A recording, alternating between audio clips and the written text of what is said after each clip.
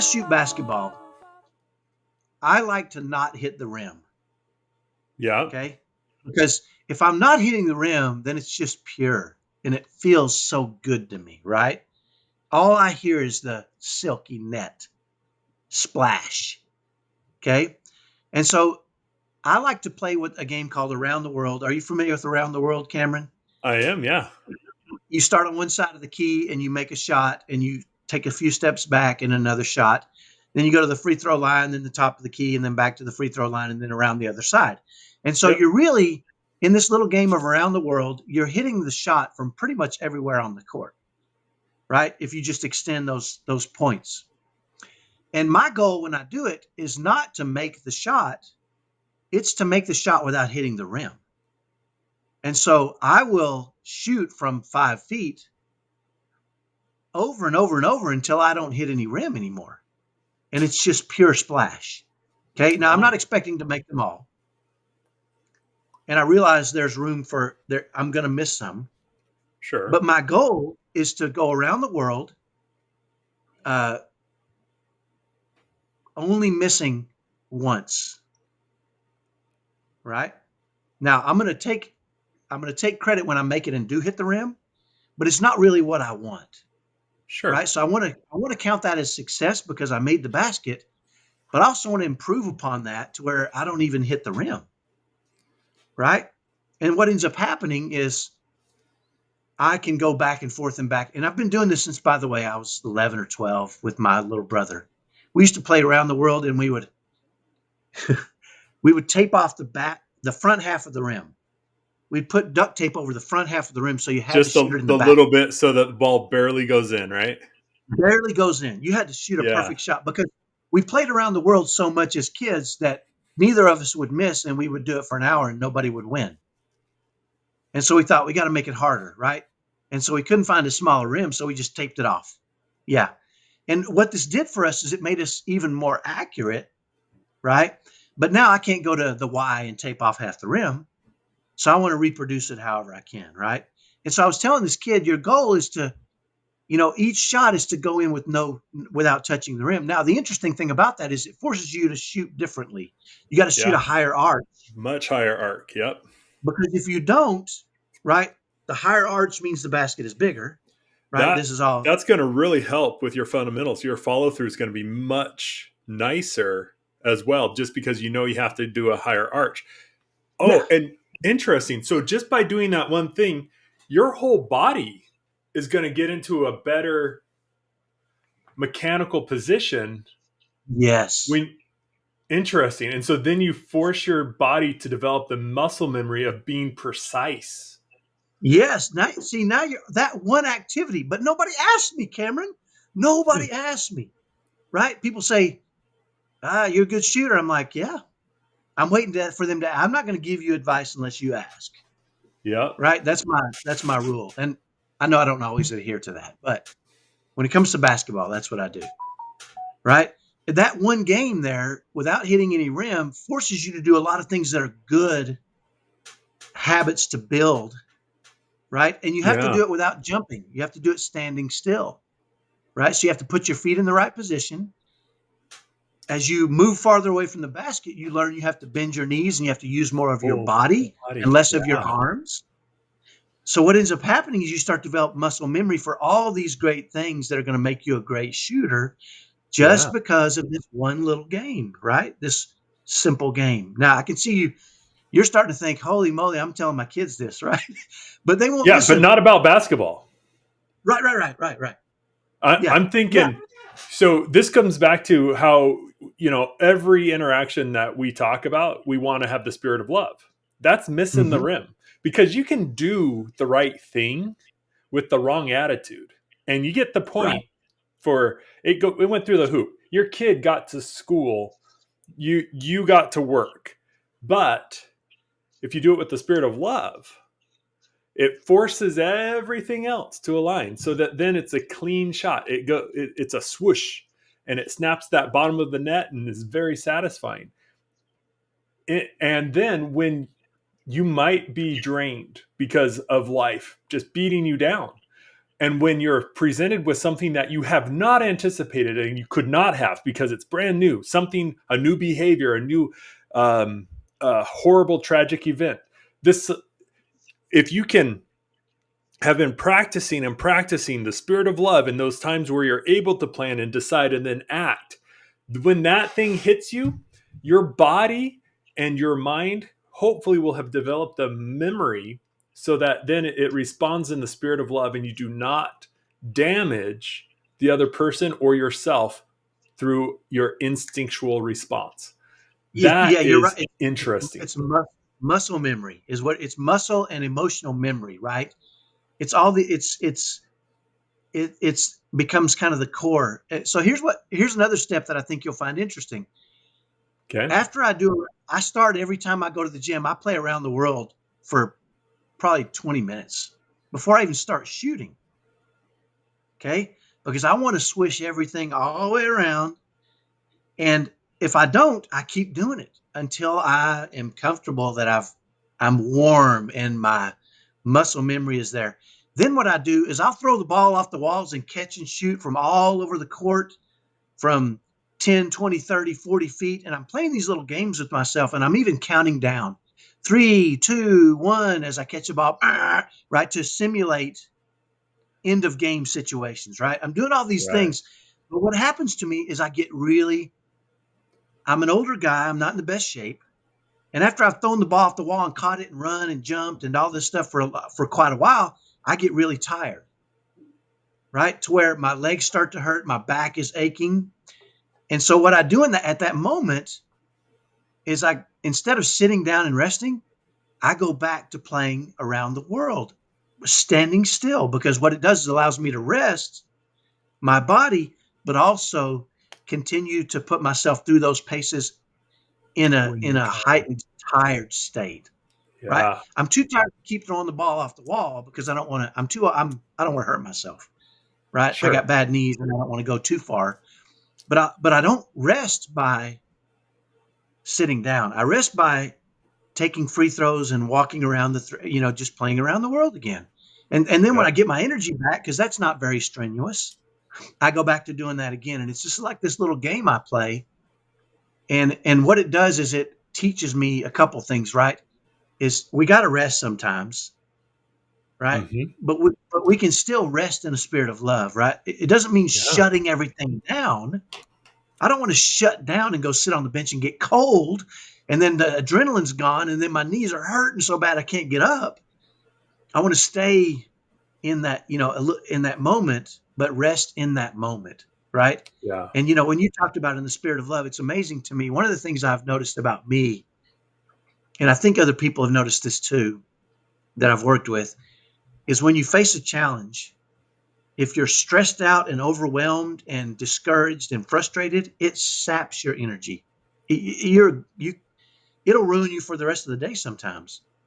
But if you face that challenge in a spirit of love and you're thoughtful and calm and you celebrate that you did good things in those hard moments, it energizes you, right? You can face the same exact challenge and step away from it with energy that you can if you face that challenge with fear and discouragement and frustration and maybe argumentative or right. And so This I is noticed that.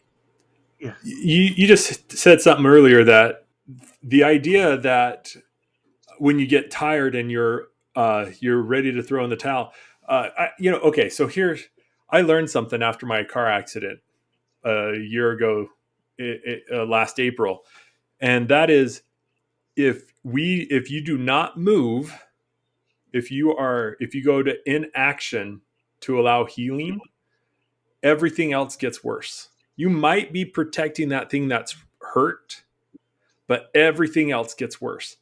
And then looking back, and with my son when he was suicidal and dealing with, the self the fact that his cousin ended his own life, and his two friends died, and his sister broke her back, and then his other sister broke her back, and they thought I had lung cancer because I started coughing up blood, and all of these things started to happen. And we tried to remove all the hardship from his life. So the stimulus that was difficult and hard for him to deal with, we just tried to remove it, because I was taught that to do that in the crisis cycle. When someone's in crisis, you remove the stimuli so that they can, as they're starting to escalate, remove the stimuli. It's great. When they're in crisis, have the least amount of interaction possible. I was taught all of these things, and I totally confused life with crisis. And so for my son, I did him a lot of harm by removing all stimuli from his life, trying to make his life as easy as possible. And it probably helped that one or two things that he was struggling with, but it made the rest of his life horrible. And listening to you, when you're tired and you're fatigued, you don't want to injure yourself more. So you stop doing the extreme things, but you go back to the fundamentals and you do that routine that helps you improve. It's what you warm up with. It's how you stabilize. And let's, if you don't mind, can we talk about some of the things that we as adults can do to stabilize ourselves without shutting the bathroom, or without going into the bathroom and locking the door? Because that's the only time I swear my wife has a moment to herself, is when she's in the bathroom. And even then, it's probably going to get interrupted. Somebody's going to be asking something. But Yeah. if we could talk about things that parents can do, specifically parents of high-spirited, strong-willed, and challenging kids, so that we can have some defaults to go to when we're exhausted, but we don't want to stop, because then we will get cold. And coming up off the bench to an extreme situation, we will strain a relationship, we will hurt ourselves, we'll hurt someone else. And I'm talking emotionally, I'm not talking physically. But Right. what are some of the things that we can do day to day that we can go back to when we need to recharge ourselves? Okay, I'm going to minimize my screen. When I minimize my screen, can you still see me, Cameron? Yep, I can still see you. Okay. Okay, I just wanted to make sure that you don't have a black screen. The first thing that comes to my mind is, I hope I can find it here. Yeah, I found it. Okay.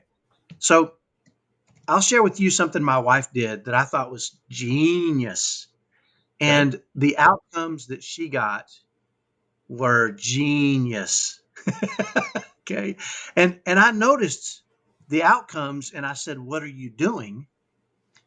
And when she shared with me what she was doing, so let me lay out a scene for you. Challenging kids, right? One severe son on the spectrum who was not above doing anything to try to get his way, Okay. right? Okay. I know a lot of people say, well, it's not bad behavior, it's autism. Well, my son was bad behavior. He just wanted what he wanted. And he knew if he pitched a big enough fit or, maybe took a brick and threw it at mom, that he could get her out of sorts and get what he wanted, right? There's this caving point, right? That we all come to, right? And Sure. so she was struggling, and I go to work and she's facing 4 boys at home that are, you know, boys are feral anyway, especially my boys. I was feral. I was kind of a wild kid, and I'd come home and she'd say, "It's your fault. They're just like you as a kid," right? But they were just being boys. It wasn't like they were always doing bad things. They were just, jumping out of trees onto trampolines and then bouncing over neighbors' fences, right? Things that drive moms crazy. Sure. Fighting, arguing, all the things that drive. And I came home, I started noticing I'd come home and she just had a big grin. And she would meet me at the door and I'm like, "What are you doing?" And she said, I figured something out. And she twirled and left. She twirled away from me. My wife I think she was really good about making me curious about stuff, right? And she would drop a little hint on me, and then she would spin around all feminine like, and her dress she would twirl away and walk away. Which meant, I'm not telling you right now. I learned that a long time ago. And so I would have to work to get this information out of her. Right. And I think part of that was because I was always trying to get in on it, and she didn't want me getting in on everything. Some stuff was hers, Okay. and I had to learn that too. But eventually I said, you really got to share with me. I see something happening and I don't know what it is, but I can tell you're happier. And she said to me, I came up with what I call my mom's 90-day self-care program. And she said, but it's when you got no time and you got no money. And I said, so I think a lot of people think of self-care as leaving. Like you said, escape is self-care. Well, she couldn't do that. As a matter of fact, my more severe son, if she went into the restroom, he would lean against the door and bang on it and cry. She couldn't even go to the restroom without him wanting to be in the room with her. He couldn't. Yeah. She was his safety blanket, right? And so it was frustrating, right? You can't even. I remember one time she called me, or she sent me a picture, and it was in the restroom, and there was little chocolate balls like Cocoa Puffs cereal. Okay. And he was beating on the bathroom door, and she wouldn't open it, so he started rolling Cocoa Puffs under the door at her. And there was a whole stack of them there at her feet. That is right? Funny. Well, and I said, well, what is your self-care program? And what she had done, and I'll just kind of share with you a little bit of it, is she had decided what could she do in her own home every day to help her feel. So what she did was she came up with 90 days. So I guess that's 12 weeks. And in week 1, she had this written out thing. It says, write down 5 things or more, preferably 10, that make me happy. And she had a list of 10 things. And then at the bottom it said, take one of the items you wrote and see how you can turn it into a daily practice. Right? That was week 1. So write out 10 things that make you happy and turn one of them into a daily practice. Right? Now, week 2, it says, and I'm not going to go through all 12 weeks. It says, write down some of the things you do every day, your routines at home and at work. And so she wrote down 5 routines. And then she said, circle the things that bring you happiness. X out the things that you don't like. Write down why the things you underline make you happy. And what she would do is she would write this stuff out every day, and she would review it for a whole entire week. And you can see where this is going, can't you, Cameron? Week 3, write down what you're good at. So she wrote down 10 things she was good at. Underline the ones you had to work at to get good at. And circle the ones that come naturally. And are any of them both? Right? So practice and experience these things daily for this week. So she went through and made up 12 weeks of these things and basically started writing out things that made her happy, that made her joyous, that made her right. And those were her when she would face a challenge with the boys, when they made swords out of PVC pipe one day. And she had no stitches, but there were multiple butterfly bandages used on kids' faces in one day. Now you're smiling and laughing, but I'm talking. Yeah. One of them was a big gash. One of them. The reason I'm smiling, Kyle, is because your philosophy is moral, what no one gets legal? hurt too bad. I'm like wondering now where the line is for no one gets hurt too bad. That's why I'm smiling.